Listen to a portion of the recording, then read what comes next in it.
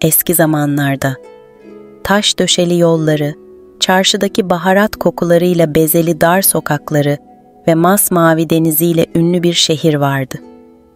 Bu şehir hem güzelliği hem de ihtişamıyla dillere destandı.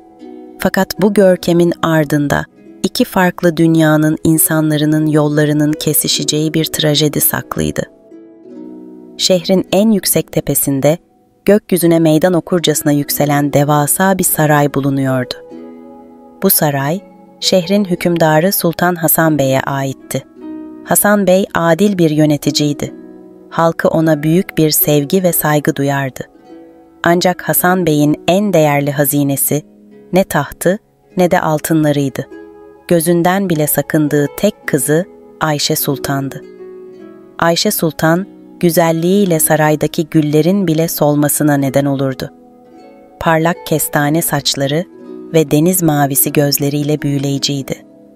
Ancak güzelliği kadar naif ve akıllı bir karaktere sahipti. Fakat Ayşe Sultan'ın dünyası, sarayın surlarının dışını pek nadiren görürdü. Babasının katı kuralları nedeniyle çarşıya bile inmesine izin verilmezdi. Sadece sarayın geniş bahçelerinde özgürce dolaşabilirdi. Bu bahçede büyüyen Yasemin çiçeklerinin kokusu, Ayşe Sultan için hem bir sığınak hem de bir hayaldi. Çünkü bu kokunun onu hep başka diyarlara götürdüğüne inanırdı. Bu sırada şehrin tam zıt ucunda bir balıkçı mahallesinde fakir ama gururlu bir genç yaşıyordu. Kemal. Kemal, babasından kalan küçük bir kayıkla geçimini sağlardı. Karaya vurmuş hayatını denizin dalgalarına emanet eden Kemal, hayalleri kadar cesur bir insandı. Denize her açıldığında ufka bakar ve kendi kendine "Bir gün benim de adım bu dünyada yankılanacak" derdi. Ancak hayallerine rağmen kaderin ona sunduğu kısıtlı imkanlarla yaşamaya devam ederdi. Bir yaz akşamı şehirde büyük bir kutlama yapılacağı haberi yayıldı. Sultan Hasan Bey, şehri ve halkını bir araya getirmek için bir şenlik düzenliyordu. Bu şenlik, sadece zenginlerin değil, halkın her kesiminin katılabileceği bir etkinlik olacaktı. Ayşe Sultan, babasının bu kararına hem şaşırmış hem de sevinmişti. Bu, onun halkla ilk kez gerçek bir bağ kurma fırsatı olabilirdi. Şenlik gecesi geldi çattı. Sarayın bahçesi, lambaların ışığında bir yıldız tarlasını andırıyordu. Halk en güzel kıyafetlerini giymiş, hem merak hem de heyecanla bu kutlamaya akın etmişti.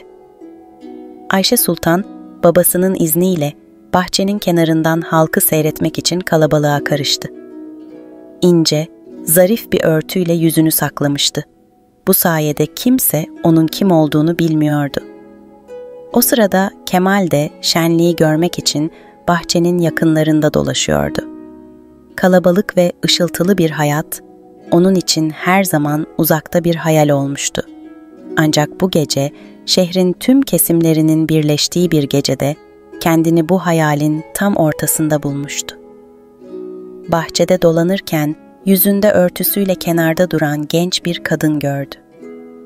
Kadının tavrında bir asalet, bakışlarında ise derin bir hüzün vardı. Kemal'in içi o an bir titremeyle doldu. Daha önce hiç böyle bir his yaşamamıştı. Ayşe Sultan, Kemal'in gözlerini fark ettiğinde onun bakışlarındaki cesareti hissetti. Ancak aynı zamanda bu cesaretin ardında yatan masumiyeti de görüyordu. İkisinin de kalbi birbirlerini tanımamalarına rağmen o an bir bağ kurdu. Sanki bu dünyada birbirlerini bulmaları önceden yazılmış gibiydi. Fakat ne Ayşe Sultan ne de Kemal bu gecenin kaderlerini nasıl değiştireceğini tahmin edebilirdi. Onların aşkı daha başlamadan engellerle doluydu. Zira biri bir sultanın kızı, diğeri ise sıradan bir balıkçıydı. Ama o anda Ne saray ne de deniz bu iki ruhun birleşmesini engelleyebilirdi.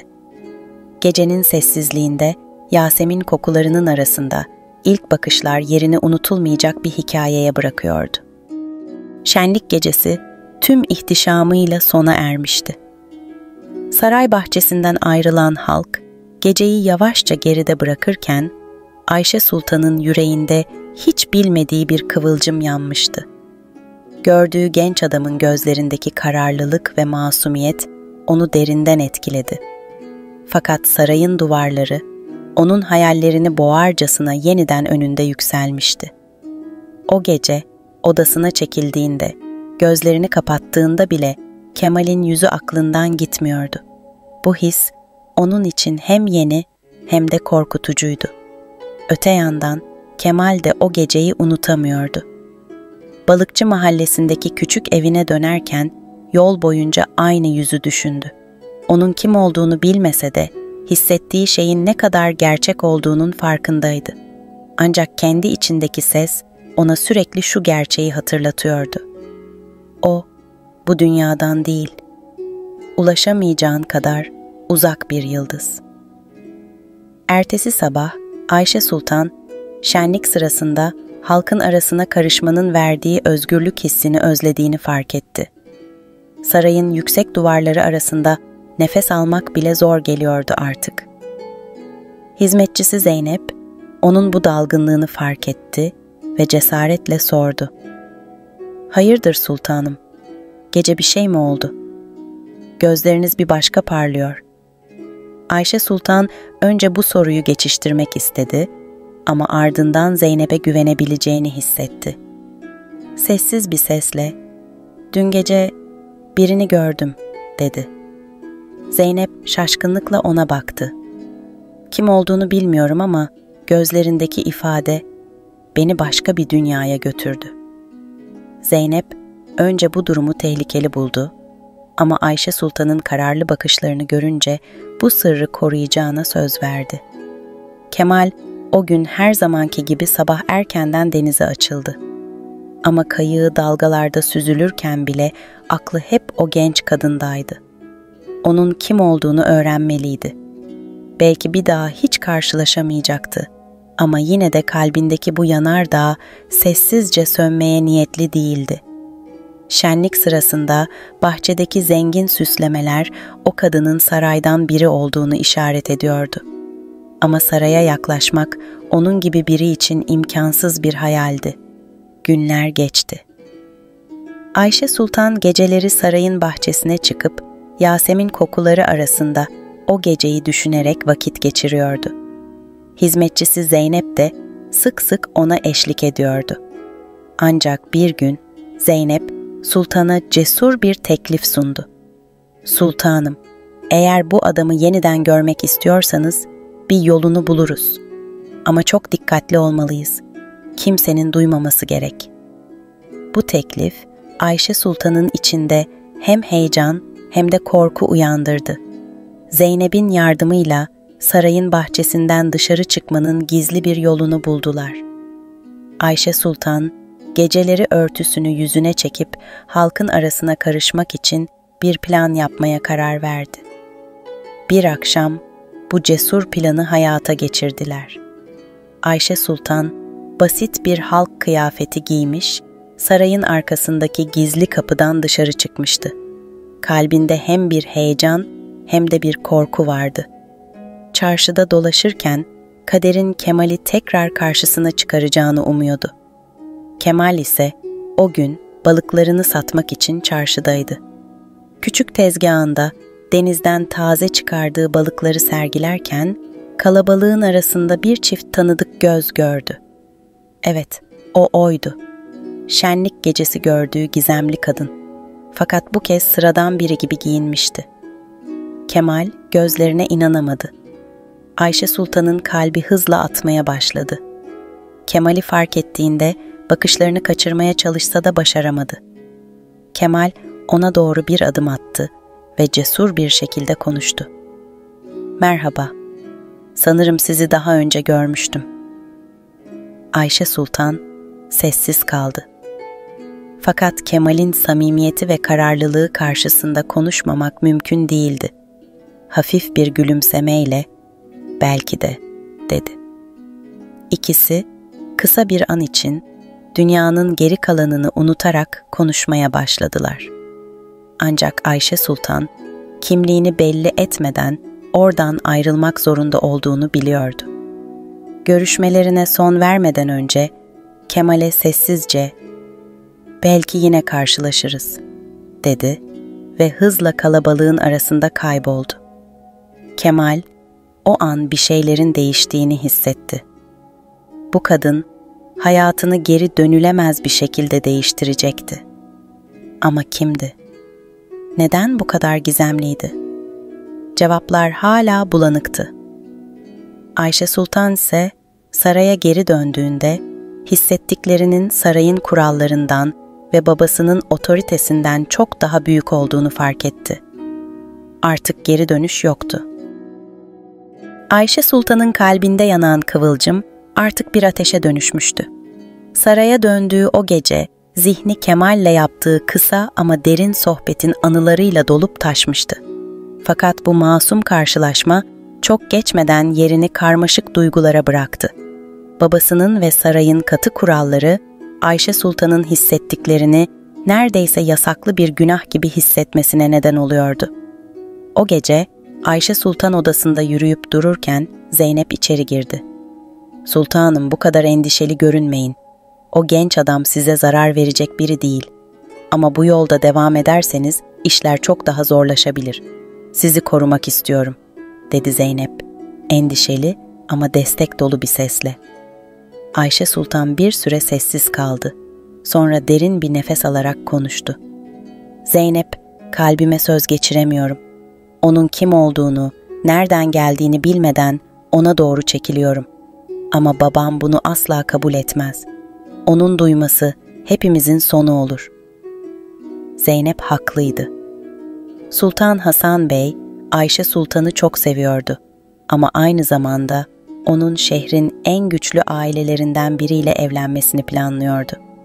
Bu evlilik hem siyasi bir ittifak hem de sultanın otoritesini pekiştirecekti. Ayşe Sultan'ın sıradan bir balıkçıya aşık olması düşünülemez bir skandaldı. Bu sırada Kemal için de fırtınalı günler başlamıştı. O gece Ayşe Sultan'la yaptığı konuşma onun kalbini yerinden söküp almış gibiydi. Artık tek bir amacı vardı. Bu gizemli kadını bulmak ve kim olduğunu öğrenmek. Ancak onu bulmanın kolay olmayacağını biliyordu. Kadının saraydan biri olduğundan şüpheleniyordu. Fakat bu gerçeği öğrenmek onu tehlikeye atabilirdi. Kemal derdini en yakın dostu İsmail'e açtı. İsmail, mahallenin neşeli ve zeki delikanlısıydı ama aynı zamanda olaylara temkinli yaklaşan biriydi. Kemal'in anlattıklarını dinledikten sonra kaşlarını çatarak konuştu. "Kemal, saraydan birine gönül verdinse başını büyük bir belaya soktun demektir. O dünyanın kuralları bizimkinden çok farklıdır. Ama eğer bu kadar kararlıysan bir yolunu bulmaya çalışırım." Kemal, İsmail'in desteğiyle her gece sarayın bahçesi yakınlarında dolaşmaya başladı. Fakat sarayın askerleri ve bekçileri en ufak bir şüphede müdahale ediyordu. Kemal hem tehlikeyi göze alıyor hem de Ayşe Sultan'ın onu tekrar görebilmesini umut ediyordu. Ayşe Sultan, Zeynep'in yardımıyla Kemal'i tekrar görmek için bir plan yaptı. Bu kez daha dikkatli olmaları gerekiyordu. Zeynep, sarayın bahçesinin daha ıssız bir köşesini seçti ve gece karanlığında Kemal'e haber ulaştırdı. Kemal mesajı aldığında her şeyi bırakıp buluşmaya koştu. O gece sarayın Yasemin kokan bahçesinde sadece ay ışığı onların sırdaşıydı. Ayşe Sultan örtüsünü yine yüzüne çekmişti, fakat Kemal onun gözlerindeki o derin ifadeyi hemen tanımıştı. "Beni tekrar görmek istemenize sevindim," dedi Kemal hafif bir gülümsemeyle. "Ama hala adınızı bilmiyorum." Ayşe Sultan önce tereddüt etti. Fakat bu kez kalbini dinlemeye karar verdi. "Adım Ayşe," dedi yavaşça. "Ve siz? Adınızı söyleyin." "Kemal," dedi genç adam yüzünde cesur bir ifadeyle.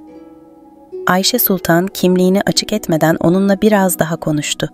Kemal'in samimi ve dürüst sözleri Ayşe Sultan'ın duvarlarını yıkıyordu. Ancak bu buluşma gizli ve kısa olmalıydı. Daha fazla konuşmadan önce Ayşe Sultan, "Burada durmamız çok tehlikeli. Yakında yeniden görüşmeliyiz," dedi ve hızla ayrıldı. Ayşe Sultan ve Kemal'in gizli buluşmaları sarayda büyük bir krizin tohumlarını ekmeye başlamıştı. Sultan Hasan Bey son günlerde kızının dalgın olduğunu fark etmişti. Onun güvenliğinden şüpheleniyor, sarayın sınırlarını daha sıkı denetliyordu. Ayşe Sultan'ın günden güne artan huzursuzluğu bir şeylerin ters gittiğini belli ediyordu. Bu sırada sarayın veziri Ali Paşa, Ayşe Sultan'ın geceleri gizlice bahçede dolaştığını öğrenmişti. Sultan Hasan Bey'e haber vermeden önce bu durumu kendi yöntemleriyle araştırmaya karar verdi.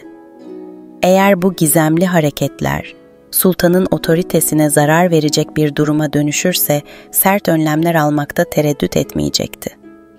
Ayşe Sultan ve Kemal'in aşkı artık sadece kendi kalplerinde değil, onları çevreleyen tehlikeli dünyada da bir fırtına yaratmaya başlamıştı.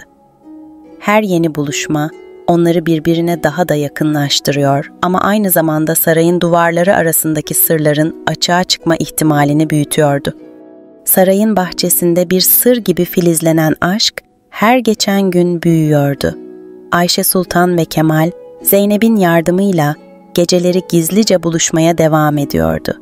Ancak bu buluşmaların verdiği mutluluk, tehlikenin gölgesi altında bir türlü tam anlamıyla huzura dönüşemiyordu. Kemal ve Ayşe Sultan bu imkansız aşkın önündeki engellerin farkındaydı ama duygularına engel olamıyorlardı.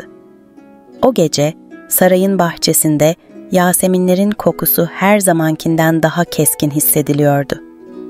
Ayşe Sultan beyaz bir örtüyle yüzünü örtmüş, sessizce Kemal'in gelmesini bekliyordu. Kemal cesur ve kararlı adımlarla bahçeye girdi. Ayşe Sultan'ı görünce yüzünde hafif bir gülümseme belirdi. Ama o gece bakışlarında bir endişe vardı. "Bu böyle devam edemez," dedi Kemal, Ayşe Sultan'a doğru yaklaşarak. "Seni görmek için her gece buraya geliyorum ama her adımda hayatımı riske atıyorum. Bunu yapmaya devam ederim ama bilmek istiyorum. Bu bizim için gerçek bir yol mu yoksa hayallerimizin bir oyunu mu?" Ayşe Sultan bu soruyla irkildi. Kemal haklıydı. Onların aşkı, sarayın ve halkın kurallarına meydan okuyordu. Ama bu meydan okuma ne kadar sürdürülebilirdi? Gözlerini Kemal'e kaldırdı ve sessizce konuştu. "Kalbim beni sana çekiyor Kemal. Ama bu yolda yürürsek sadece sen değil, ben de her şeyimi kaybedebilirim. Yine de seni bırakmak benim için imkansız." Bu sözler Kemal'in içindeki kararlılığı körükledi.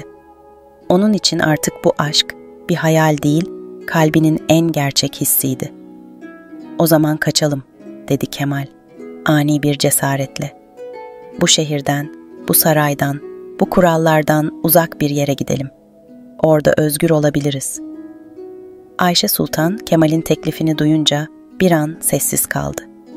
Kalbinin bir yanı onunla gitmek istiyor, diğer yanı ise babasını ve ailesini arkasında bırakma düşüncesiyle mücadele ediyordu. "Birkaç gün bana izin ver," dedi sonunda. "Babamla konuşmadan gitmem mümkün değil ama bir yol bulacağım." Kemal bu cevabı kabul etti. "Ne olursa olsun seni bekleyeceğim," dedi ve o gece birbirlerine sarılarak ayrıldılar. O gece sarayın gölgelerinde biri daha vardı. Vezir Ali Paşa. Ayşe Sultan ve Kemal'in buluşmalarını uzaktan izlemiş, olanları sessizce gözlemlemişti. Ali Paşa, bu ilişkiyi Sultan Hasan Bey'e haber vermek için sabırsızlanıyordu. Ancak bunun için doğru zamanı bekliyordu. Eğer durumu uygun şekilde sunarsa, sadece sultanın güvenini kazanmakla kalmayacak, aynı zamanda kendi çıkarları için de bu olayı kullanabilecekti. Ali Paşa, ertesi sabah sarayın muhafızlarından birine Kemal'i bulup takip etmeleri emrini verdi. Kemal'in kim olduğunu, nerede yaşadığını ve saraya nasıl girebildiğini öğrenmek istiyordu. Aynı zamanda Ayşe Sultan'ın hareketlerini daha sıkı izlemeleri için başka muhafızları görevlendirdi. Ayşe Sultan, Kemal'in kaçma teklifini kabul etmeyi düşündükçe içindeki çatışma büyüyordu. Babasına Kemal'e olan duygularını açıklayamazdı. Babasının tepkisini hayal bile edemiyordu. Fakat Zeynep, Ayşe Sultan'a cesaret veriyordu. "Sultanım, eğer onu seviyorsanız cesur olmalısınız. Kemal dürüst bir insan. Ama bu şehirde birlikte olmanız imkansız. Eğer onunla gitmek istiyorsanız planınızı dikkatlice yapmalısınız." Ayşe Sultan, Zeynep'in bu sözleri üzerine o gece Kemal'e haber göndermeye karar verdi. Zeynep aracılığıyla ona 2 gün sonra sarayın bahçesinde son bir buluşma için gelmesini söyledi. Bu buluşmada Kemal'e kesin kararını açıklayacaktı. Bu sırada Vezir Ali Paşa'nın gönderdiği muhafızlar Kemal'in yaşadığı evi bulmuştu. Fakir bir balıkçı olduğunu öğrenen Ali Paşa, durumu Sultan Hasan Bey'e bir skandal gibi sunmayı planladı. Ancak önce bu buluşmayı kendi gözleriyle görmek istiyordu. Eğer Kemal'i sarayda suçüstü yakalarsa sultanın gözünde kahraman olabilirdi. Ali Paşa muhafızlarını alarak o gece sarayın bahçesinde gizlice pusu kurdu. Ayşe Sultan ve Kemal'in buluşmasını bekliyordu. Sonunda o gece geldi. Ayşe Sultan kalbinde ağır bir yükle bahçeye indi. Kemal çoktan oradaydı. Göz göze geldiklerinde her şey sessizleşti. Ayşe Sultan cesurca Kemal'in yanına yaklaştı. "Kemal," dedi hafif bir titremeyle. "Seninle gelmek istiyorum. Ama bu kaçış bizim için son derece tehlikeli olacak. Eğer bunu yaparsak asla geri dönmemeliyiz." Kemal onun elini tuttu ve güven dolu bir sesle konuştu. "Benim için önemli olan tek şey sensin Ayşe. Nerede olursak olalım, birlikteysek her şeye dayanırız." Tam o anda bahçenin gölgelerinden bir grup muhafız ortaya çıktı. Vezir Ali Paşa hain bir gülümsemeyle ikilinin karşısına çıktı. "Demek ki söylentiler doğruymuş," dedi alaycı bir tonla. "Sultanın kızı bir balıkçıyla buluşuyor. Bu durumu babana nasıl anlatacağımı düşünüyordum. Ama artık buna gerek kalmadı. İkinizi de yakaladım." Ayşe Sultan ve Kemal bu ani baskın karşısında ne yapacaklarını bilemediler. Ali Paşa'nın emriyle muhafızlar Kemal'i yakaladı. Ayşe Sultan çaresizlik içinde bağırdı. "Hayır, ona zarar vermeyin." Kemal direnmeye çalışsa da muhafızlar tarafından yere bastırıldı. Ayşe Sultan Ali Paşa'ya yalvararak, "Ne olur babama bir şey söylemeyin. Bu durumu çözmek için bana bir şans verin," dedi. Ali Paşa onun bu çaresiz halinden keyif alıyordu. "Bu kadar kolay olmayacak sultanım," dedi haince. "Bu aşkın bedelini ikiniz de ağır ödeyeceksiniz." Bahçedeki o gece Ayşe Sultan ve Kemal için geri dönülmez bir dönüm noktası olmuştu. Kemal, muhafızların ellerinde çaresizce kıvranırken, Ayşe Sultan'ın içindeki korku ve öfke, her şeyin üzerine örten karanlık bir bulut gibiydi. Ali Paşa'nın hain bakışları, durumun ne kadar ciddi olduğunu gözler önüne seriyordu. Kemal, sarayın zindanlarına atılmıştı. Ayşe Sultan, babası Sultan Hasan Bey'e ulaşmaya çalışsa da Ali Paşa, onunla konuşmasını engellemişti. Ayşe Sultan, gece boyunca Zeynep'le birlikte odasında planlar yapmaya çalıştı. Ancak artık kontrol tamamen Ali Paşa'nın elindeydi. Ertesi sabah Sultan Hasan Bey, Ayşe Sultan'ı yanına çağırttı. Babasının odasına girerken kalbinde korkuyla karışık bir suçluluk vardı. Sultan Hasan Bey, kızını derin bir sessizlikle süzdükten sonra sert bir şekilde konuşmaya başladı. "Ali Paşa bana her şeyi anlattı. Bu nasıl bir ihanettir Ayşe? Bir balıkçıyla sarayın itibarını ayaklar altına mı alıyorsun? Bunun ne demek olduğunu biliyor musun?" Ayşe Sultan gözleri dolu dolu babasına bakarak, "Baba, bu bir ihanet değil," dedi. "Ben onu seviyorum. Kalbimi dinlemek istedim." lütfen beni anlayın. Ancak Sultan Hasan Bey bu sözleri duymazdan geldi. Onunla bir geleceğin olamayacağını biliyorsun. Bu şehirde bir sultanın kızıyla bir balıkçının birlikte olması hayal bile edilemez.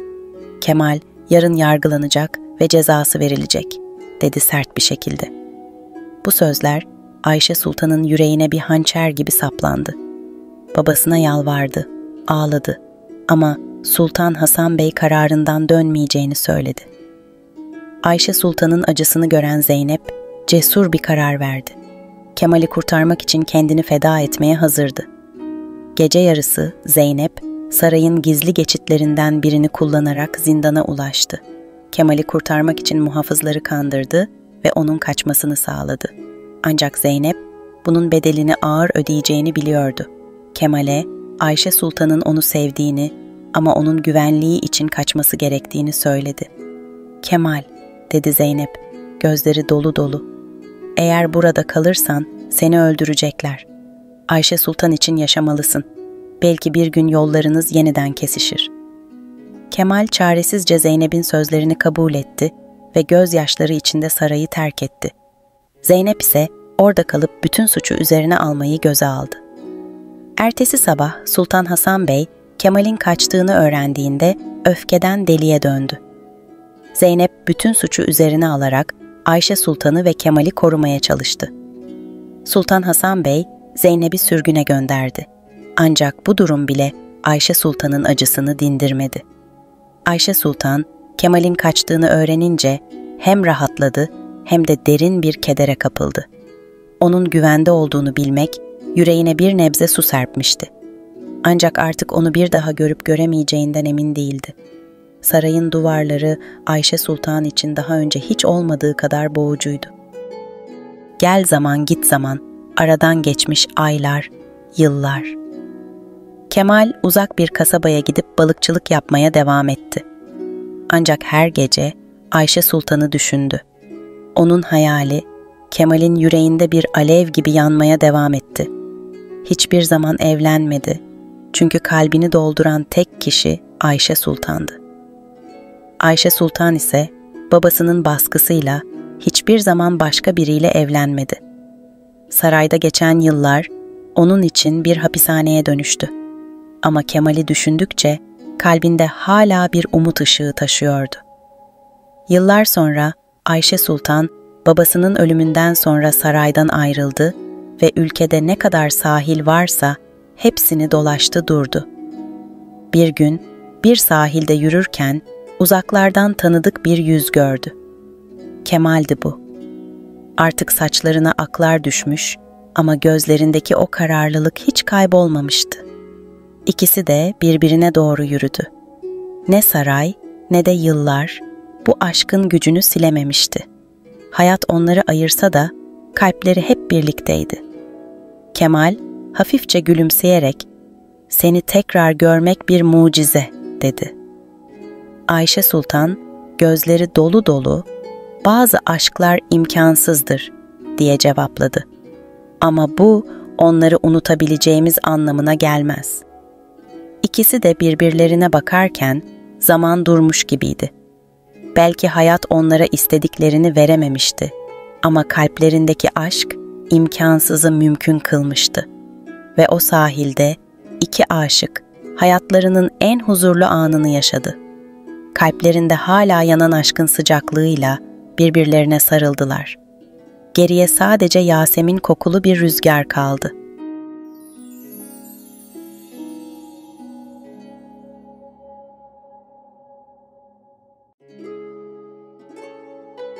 Eski bir Anadolu köyünde Sarp dağların eteklerine kurulmuş, dar sokakları taş döşeli bir kasaba vardı. Bu kasaba hem güzelliği hem de kasvetiyle dillere destandı. Çam ormanlarının ortasında, şırıl şırıl akan bir dereyle çevrili bu yerde, herkesin dilinden düşmeyen bir hikaye vardı. Leyla ve Serhan'ın imkansız aşkı. Leyla, kasabanın en soylu ailesi olan Bayındırlı ailesinin kızıydı. Babası, kasabanın ileri gelenlerinden biriydi. Toprakları geniş, nüfuzu ise daha genişti. Leyla'nın güzelliği sadece kasabada değil, civar köylerde bile konuşulurdu. Saçları buğday başağı gibi ışıldar, gözleri derin bir denizi andırırdı. Ama bu güzelliğinin ardında Leyla'nın sessiz ve kederli bir ruhu saklıydı. Çünkü genç kız doğduğu günden beri ailesinin dayattığı katı kurallara mahkum bir hayat sürüyordu. O özgür bir kuş olmak isterken babasının otoritesi onu altın bir kafeste tutuyordu. Bir gün Leyla'nın kaderini değiştirecek bir olay yaşandı. Kasabaya, köyün kenar mahallesinde büyümüş, ancak yıllar önce büyük şehre göç etmiş bir genç adam geri döndü. Serhan. Serhan, köydeki fakir bir demircinin oğluydu. Annesi ve babasını küçük yaşta kaybettikten sonra şehirde hayatta kalmaya çalışmış, sonunda usta bir zanaatkar olmuştu. Şimdi ise kasabaya geri dönmüş, babasından kalan eski demirci dükkanını onarıp yeniden çalıştırmaya başlamıştı. Serhan, Leyla'yı ilk kez kasabanın pazarında gördü. Leyla babası için baharat seçerken Serhan'ın bakışları ona takılıp kalmıştı. Leyla'nın yüzünde bir anlık bir gülümseme belirdi. Ancak bu gülümseme Serhan'ın yüreğine bir ok gibi saplandı. O an bu genç adam için dünya durmuştu. Leyla'nın gözleri Serhan'ın içindeki o eski, unutulmuş hayalleri uyandırmıştı. Ama bu hayalin ne kadar imkansız olduğunu o da biliyordu. Leyla kasabanın zengin kızıydı. Serhan ise köyün fakir çocuğu. Daha kötüsü Leyla'nın babası Hasan Bey, kızının sıradan biriyle değil, soylu bir aileden biriyle evlenmesi gerektiği konusunda oldukça katıydı. Ancak Serhan bu imkansızlığa rağmen Leyla'nın ilgisini çekmiş gibi görünüyordu. Leyla, pazar yerinde Serhan'la göz göze geldiği an, içindeki sıkışmış ruhun birden özgürlüğe kavuşmak istediğini hissetmişti. Leyla ve Serhan o gün konuşmadılar. Ancak her ikisi de diğerinin varlığını derinden hissetti. Serhan, kasabaya döndüğü o günden sonra Leyla'yı uzaktan izlemeye devam etti. Leyla da farkında olmadan her pazar Serhan'ı görmek umuduyla pazar yerine gitmeye başlamıştı. Ama ikisinin de bildiği bir şey vardı. Bu karşılaşmalar büyük bir felaketin habercisi olabilirdi. Kasabanın kurallarını, dedikodularını, hiyerarşisini herkes bilirdi. Bayındırlı ailesinin kızı bir demircinin oğluyla konuşmayı bırak, göz göze bile gelmemeliydi. Ancak kalplerine söz geçirememişlerdi. Leyla ve Serhan, kaderin onları birbirine bağlamaya çalıştığını hissetseler de, bu bağın ne kadar tehlikeli olduğunu fark etmek üzerelerdi. O günlerde kasabada bir düğün hazırlığı vardı. Leyla'nın kuzeni, varlıklı bir tüccarın oğluyla evleniyordu ve bu düğün kasabanın en önemli olayı olacaktı. Leyla bu düğüne katılmak zorundaydı. Ancak aklı başka bir yerdeydi. Serhan ise düğün gecesi Leyla'yı bir kez daha görebilmek için planlar yapıyordu. Henüz kimsenin bilmediği bir şey vardı. Bu düğün, onların imkansız aşkının dönüm noktası olacaktı. Çünkü o gece Leyla ve Serhan, hayatlarını sonsuza dek değiştirecek bir karar alacaklardı. Düğün gecesi kasabada bir şenlik havası hakimdi. Herkes en güzel giysilerini giyinmiş, köy meydanındaki büyük alanda toplanmıştı. Leyla, babasının isteği üzerine ağır işlemeli bir kaftan giymişti. Onun bu hali bir prenses gibi görünmesini sağlıyordu. Ancak gözlerinde kimsenin fark etmediği derin bir hüzün vardı. O gece Serhan'ı görme umudu kalbinde küçük bir kıvılcım gibi yanıyordu. Serhan ise düğün alanına gelmemek için uzun süre kendini zorladı. Leyla'nın ailesinin orada olacağını biliyor, onunla göz göze gelmenin bile tehlikeli sonuçlar doğuracağından emindi. Ama kalbi mantığına galip geldi. Kasabanın öteki ucundaki küçük evinden çıkarak meydanın kenarındaki bir ağacın gölgesine doğru yürüdü. Düğünü uzaktan izlemek yeterli olmalıydı. Düğün, davul ve zurnaların eşliğinde devam ederken Leyla'nın gözleri kalabalığı tarıyordu. Aradığı kişiyi sonunda meydanın karanlık köşesinde gördü. Serhan, bir anlığına Leyla'nın kendisine baktığını hissetti. İkisi de ne yapacağını bilemez bir halde Bir süre öylece durdular. Sonra Leyla küçük bir işaret yaptı. Neredeyse fark edilmeyecek kadar küçük bir baş hareketiyle Serhan'ı kasabanın dışındaki dereye çağırıyordu. Serhan bu işareti anlar anlamaz kalabalıktan uzaklaştı. Leyla ise biraz bekleyip babasının ve misafirlerin dikkatini çekmeden meydandan sıyrıldı. Yavaşça, kimsenin görmediğinden emin olarak derenin kenarına doğru yürüdü. Ay ışığı suyun yüzeyinde parlıyor, geceye romantik bir hava katıyordu. Ancak bu romantizmin altında büyük bir risk yatıyordu. Leyla ve Serhan derenin kenarında buluştuklarında bir süre sessiz kaldılar. Sadece derenin şırıltısı ve uzaktan gelen düğün müzikleri duyuluyordu. Serhan, Leyla'nın gözlerine bakarak sessizliği bozdu. "Bu tehlikeli bir oyun Leyla. Seni buraya çağırmak istemedim ama dayanamadım." Leyla derin bir nefes aldı. "Biliyorum," dedi. "Ama seni görmeden bir gün daha geçirmek istemedim. Hayatım boyunca hep başkalarının kurallarına göre yaşadım. İlk defa kalbimi dinlemek istiyorum." Serhan, Leyla'nın bu cesur sözlerinden etkilenmişti. Ancak bu durumun ne kadar tehlikeli olduğunu ona anlatması gerekiyordu. "Eğer baban bunu öğrenirse bizi affetmez. Seni bile cezalandırabilir. Seni kaybetmekten korkuyorum." Leyla'nın gözleri doldu. "Biliyorum," diye fısıldadı. "Ama başka türlü yaşamaktansa seni sevdiğim için cezalandırılmayı kabul ederim." Bu sözler Serhan'ın yüreğini dağladı. Leyla'ya dokunmaya cesaret edemedi ama onun gözlerinde kararlılık gördü. Bu kararlılık onu da bir karar almaya itti. Leyla'ya dönerek fısıldadı. "Eğer benimle gelmeye cesaret edersen kasabadan kaçarız. Burada bizi asla rahat bırakmazlar. Ama gideceğimiz yerde de kolay bir hayat olmayacak. Hiçbir şeyin garantisi yok." Leyla tereddütsüz bir şekilde başını salladı. "Seninle her yere gelirim," dedi. "Yeter ki bu kafesten kurtulalım." O gece Leyla ve Serhan imkansız aşklarını mümkün kılmak için büyük bir karar aldılar. Kasabadan kaçacaklardı. Ancak bu karar beraberinde büyük bir bedel getirecekti. Leyla'nın ailesi onların peşini bırakmayacak, bu kaçış iki genç için bir başlangıçtan çok bir savaşa dönüşecekti. Sabaha kadar süren düğün sırasında Leyla odasına geri dönüp bir bohçaya birkaç eşyasını topladı. Serhan ise plan yapıyordu.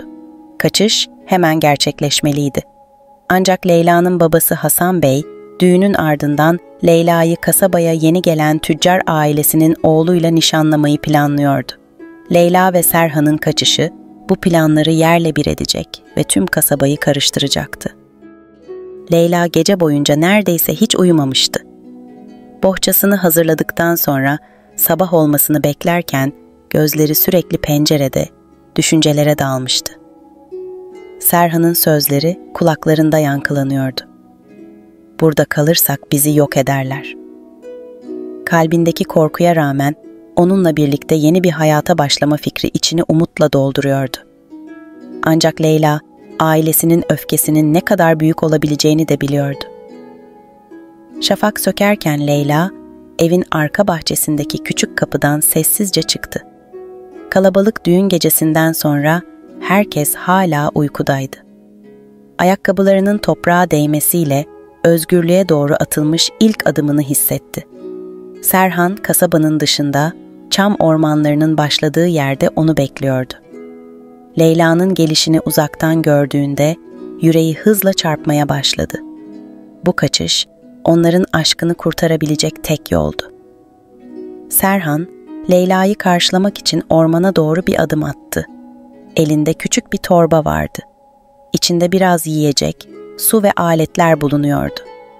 Gözleri Leyla'nın gözlerine kenetlenmişti. Sessizce birbirlerine sarıldılar.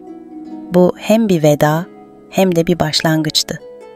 Leyla kasabaya son kez dönüp baktı. Çocukluğunu geçirdiği ev, büyüdüğü sokaklar şimdi ona yabancı geliyordu. Derin bir nefes alıp Serhan'a doğru başını salladı. "Gitmeye hazır mısın?" diye sordu Serhan. Leyla tereddütsüz, "Hazırım," dedi. "Artık burası benim evim değil."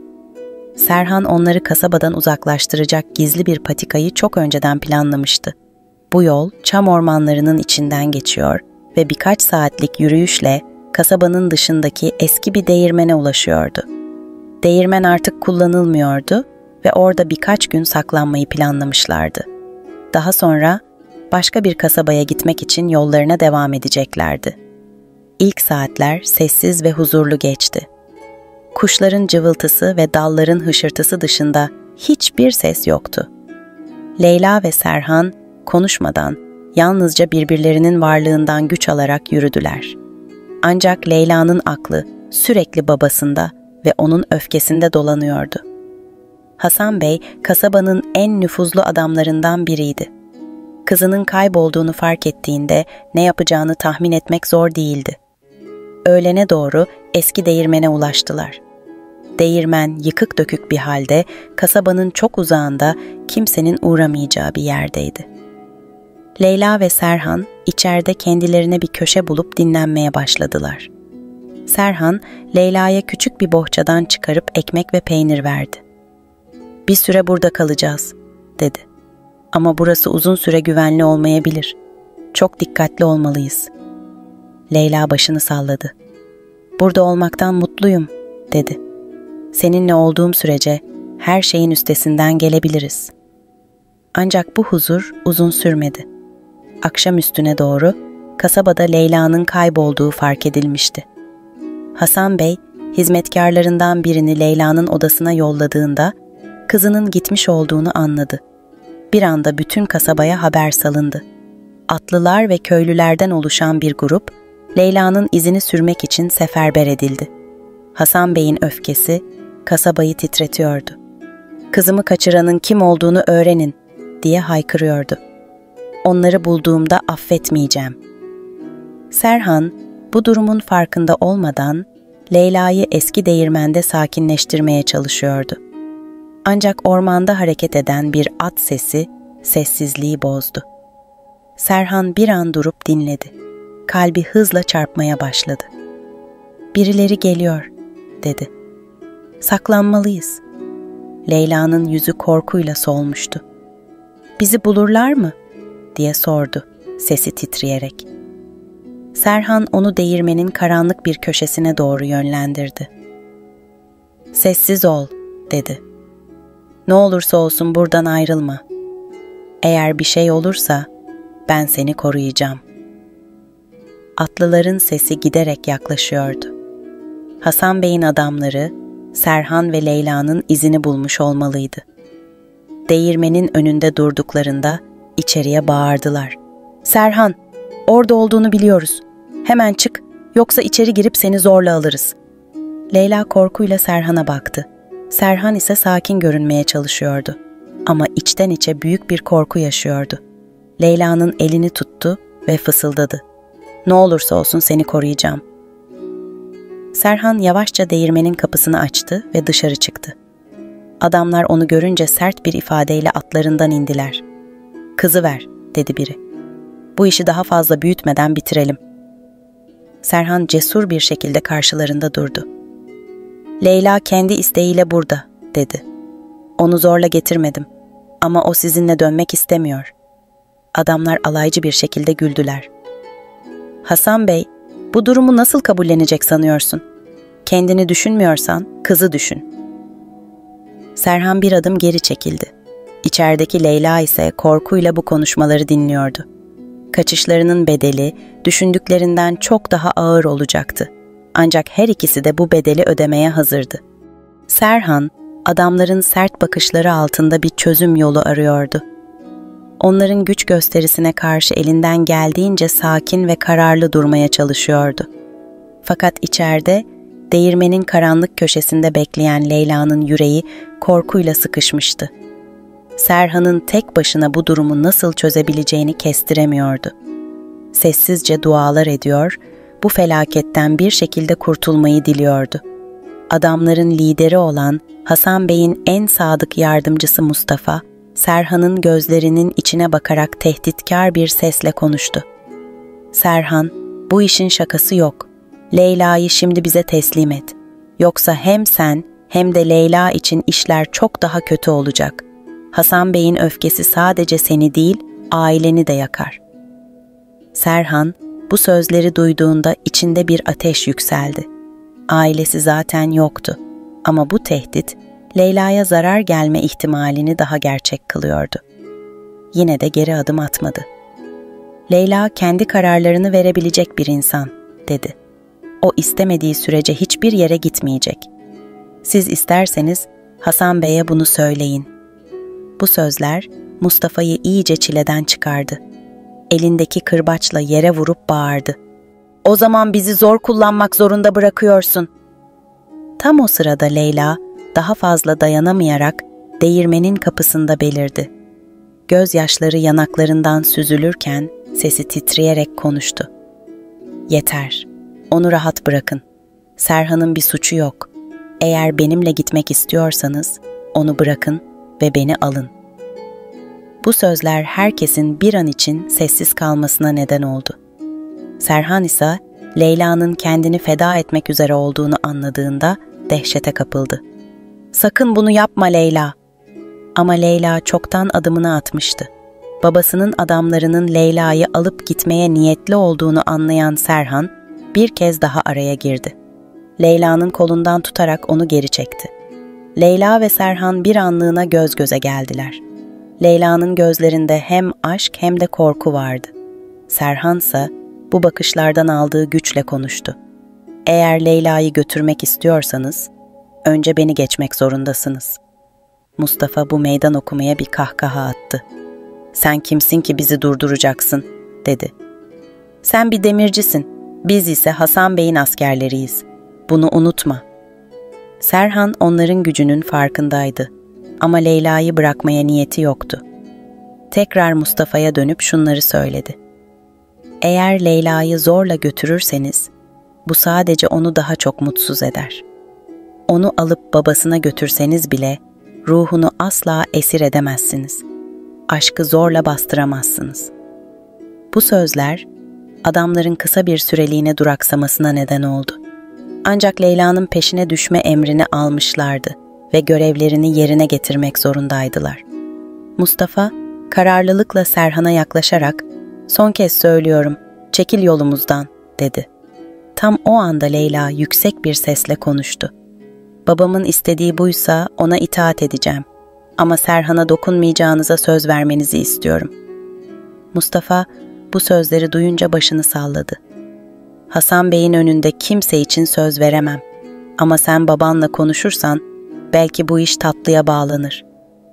Serhan, Leyla'nın gitmek üzere olduğunu görünce çaresiz bir halde elini uzattı. "Hayır Leyla, onlara teslim olma. Bizi ayırmalarına izin verme." Leyla, gözyaşları içinde Serhan'ın ellerini tuttu. "Başka çaremiz yok," dedi. "Sana zarar vermelerine dayanamam." Leyla, babasının adamlarının eşliğinde yavaşça uzaklaşırken Serhan olduğu yerde çöküp kaldı. Kalbindeki umut yerini koca bir boşluğa bırakmıştı. Leyla'nın gidişi aşklarının belki de sonu anlamına geliyordu. Ancak içten içe bunun son olmayacağını, Leyla'yı tekrar görebilmek için her şeyi yapacağını biliyordu. Leyla ise at sırtında kasabaya doğru ilerlerken içindeki isyanı bastırmaya çalışıyordu. Babasıyla yüzleştiğinde neler olacağını tahmin edemese de Serhan'ı korumuş olmanın iç huzurunu yaşıyordu. Fakat aynı zamanda aşklarını kurtarmak için daha büyük bir bedel ödemek zorunda kalacaklarının da farkındaydı. Leyla, kasabaya geri döndüğünde babasının konağı bir savaş meydanını andırıyordu. Hasan Bey, kızının yokluğunu öğrendiği an tüm kasabaya haber salmış, onu bulmak için adamlarını seferber etmişti. Leyla'yı konağın kapısında görünce yüzü önce şaşkınlık, ardından öfkeyle doldu. "Bu ne cüret Leyla?" diye bağırdı. "Kiminle, ne hakla evden kaçtın? Seni o adam mı kandırdı?" Leyla, babasının karşısında dik durmaya çalıştı. İçindeki korkuyu bastırarak konuştu. "Serhan beni kandırmadı. ben kendi isteğimle gittim. Çünkü artık kendi hayatımı yaşamak istiyorum. Sizin istediğiniz gibi bir evlilik yapmak istemiyorum baba. Hasan Bey'in gözleri öfkeden kararmıştı.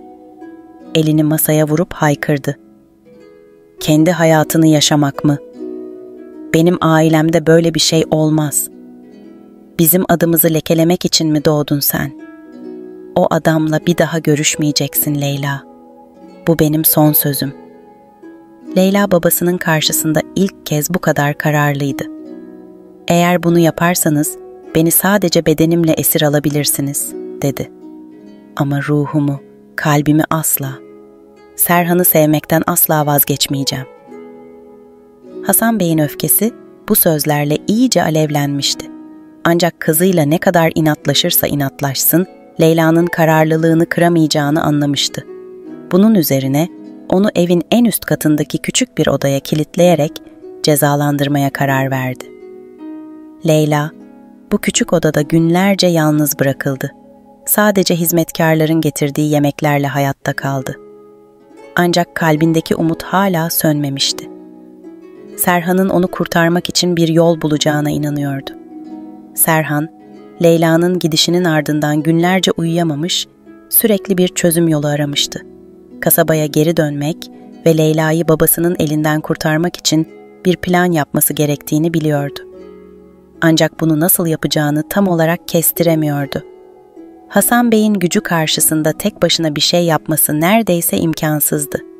Tam bu sırada kasabanın yaşlılarından biri olan ve Serhan'ı çocukluğundan beri tanıyan Ethem amca ona bir öneride bulundu. Leyla'yı babasının elinden almak istiyorsan Hasan Bey'in gururunu kırmadan bir çözüm bulmalısın, dedi. Onu zekanla yenmelisin, gücünle değil. Bu sözler Serhan'ın aklına bir fikir getirdi. Leyla'nın özgürlüğünü kazanmak için Hasan Bey'e meydan okuyacak ve ona aşklarının ne kadar güçlü olduğunu kanıtlayacaktı. Serhan bir gece Hasan Bey'in konağına giderek konağın kapısında onu bekleyen adamlara seslendi. Hasan Bey'e söyleyin, dedi. Serhan, onunla konuşmak için burada. Leyla'yı istiyorum ve bunun için her şeyi göze aldım. Hasan Bey bu cesareti duyunca hem şaşırdı hem de öfkelendi. Serhan'ı konağın salonuna çağırttı. Gözleri öfkeyle parlıyor ama aynı zamanda bu genç adamın cesaretine hayret ediyordu. "Senin burada ne işin var?" diye sordu. "Leyla'dan uzak durmanı söylemiştim." Serhan başını dik tutarak cevap verdi. "Leyla'yı seviyorum. Onunla birlikte olmak istiyorum ve bunun için her şeyi yapmaya hazırım. Ama size karşı savaşarak değil, sizi ikna ederek bunu yapmak istiyorum." Hasan Bey bu sözlere önce alaycı bir şekilde güldü. Ardından ciddileşti. "Eğer bu kadar cesursan bunu kanıtla. Sana bir teklifim var," dedi. "Eğer bana Leyla'yı senin gibi fakir bir demirciye vermemi haklı kılacak bir sebep gösterirsen onu sana veririm. Ama başaramazsan bu kasabadan sonsuza dek gidersin." Serhan, Hasan Bey'in bu meydan okumasını kabul etti. Leyla'yı hak ettiğini kanıtlamak için Hasan Bey'in zorlu sınavlarından geçmek zorunda kalacaktı. Hasan Bey ona 3 farklı görev verdi. Birincisi, kasabanın eski değirmenini onararak yeniden çalışır hale getirmekti. İkincisi, kasabanın en yaşlılarından birine yıllardır tamir edilemeyen bir demir köprü inşa etmekti. Üçüncüsü ise Leyla'nın onayı olmadan hiçbir şey yapmamaktı. Çünkü Hasan Bey, Leyla'nın özgür iradesine güveniyordu. Serhan günlerce durmadan çalıştı. Değirmeni tamir etti, köprüyü inşa etti ve en önemlisi her adımda Leyla'ya olan sevgisini kanıtladı. Hasan Bey bu süre boyunca genç adamın azmini ve kararlılığını izledi. Leyla'nın yüzünde gördüğü ışıksa onun kalbini yavaşça yumuşattı. Bir gün Leyla'nın yanına gidip sordu. "Serhan'ı gerçekten seviyor musun kızım?" Leyla gözleri parlayarak cevap verdi. "Onu seviyorum baba. Hayatım boyunca ilk kez kendimi özgür ve mutlu hissediyorum." Bu sözler Hasan Bey'in kararını verdiği an oldu. Leyla ve Serhan'ın aşkını kabul etmekten başka çaresi olmadığını anlamıştı. Gençlere izin verdi ve onları özgür bıraktı. Leyla ve Serhan bu zorlu mücadelenin ardından kasabanın dışındaki eski değirmende yeni bir hayat kurdular. Onların aşkı yalnızca birbirlerini değil, kasabadaki herkesin kalbini değiştirmişti. Leyla'nın babası bile zamanla gençlerin mutluluğunu görerek geçmişteki ön yargılarından pişmanlık duymaya başladı. Bu hikaye, imkansız gibi görünen bir aşkın nasıl her engeli aşabileceğinin en güzel kanıtı olarak kasabadakilerin dillerine destan oldu. Leyla ve Serhan'ın hikayesi, sevginin ve cesaretin hiçbir sınır tanımayacağını herkese gösterdi ve onlar hayatlarının geri kalanını birbirlerine duydukları sevgiyle, huzur ve mutluluk içinde geçirdiler.